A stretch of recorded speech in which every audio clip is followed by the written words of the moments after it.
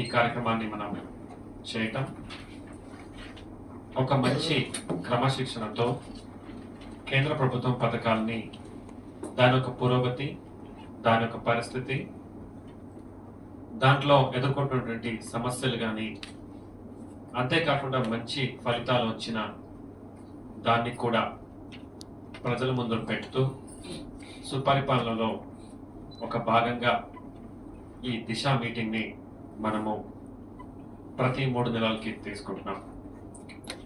ఈ కార్యక్రమంలో ప్రతి 3 నెలల్లో మనం బాగా అవ్వాలి. అంతేకాకుండా ప్రతి 3 నెలల్లో కొన్ని సమస్యలు కూడా రావచ్చు. అంటే ఫైనాన్షియల్ ఎండింగ్ ఉన్నప్పుడు మనకు లాస్ట్ మీటింగ్లో ఫైనాన్షియల్ ఇయర్ ఎండింగ్లో ఉన్నాం, ఎక్కువ పని జరిగి ఉంటుంది. చాలా పథకాలకి ఇంకా కేంద్ర ప్రభుత్వం నుంచి రాష్ట్ర ప్రభుత్వంకి వచ్చి తర్వాత జిల్లా యంత్రాంగానికి వచ్చే ప్రక్రియలో ఉంటుంది. ఎప్పుడు కూడా పరిపాలన ఒక మీ అందరికీ విన్నపం చేస్తూ,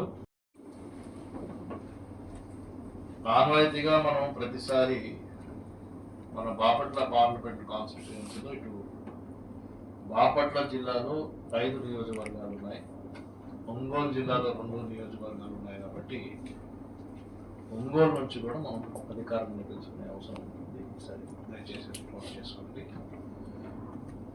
Dear officers, I am very glad that every time we are meeting, we are taking good decisions. And ప్రతిసారి నేను చెప్తున్నది ఏంటంటే, మీకు రిక్వెస్ట్ చేసేది అన్నిటికంటే ముఖ్యం మనం ప్రయారిటీ పాయింట్ ఆఫ్ వ్యూలో చూసుకుని కన్వర్జెన్స్లో చూసుకుంటూ మనం చేస్తున్న పని మన డిపార్ట్మెంట్ వరగా మనం ఏదైతే చేస్తున్నామో అది సిలోస్లో, అంటే వేరే వాళ్ళకి సంబంధం లేకుండా 4 గోడల మధ్యలో చేసుకుంటూ పోతా ఉంటే అది కన్వర్జెన్స్ కింద రాదు. కన్వర్జెన్స్ అయ్యి ఓవరాల్ బెనిఫిట్ సొసైటీకి రాదు.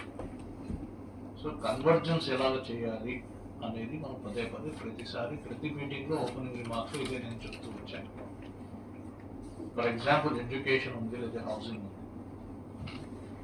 ఎడ్యుకేషన్లో చేసేటప్పుడు కానీ, హౌసింగ్లో చేసేటప్పుడు కానీ కన్వర్జెన్స్లో జేజేఎం స్కీమ్ ఎలాగ కన్వర్ట్ చేస్తాము, పిఎంజిఎస్పై ఎలాగ కన్వర్ట్ చేస్తాము, హెల్త్ ఇప్పుడే పోషణ కిట్స్ డిస్ట్రిబ్యూషన్ కూడా చేశాము. వీటిని మనము ఏ విధంగా కన్వర్ట్ చేస్తూ ఆ ప్రోగ్రామ్ని సక్సెస్ఫుల్ చేస్తామని మనం చాలా డీటెయిల్గా డిస్కస్ చేశాము. ఆబ్జెక్టివ్ ఏమిటి అంటే proof of the pudding is in eating అంటాం.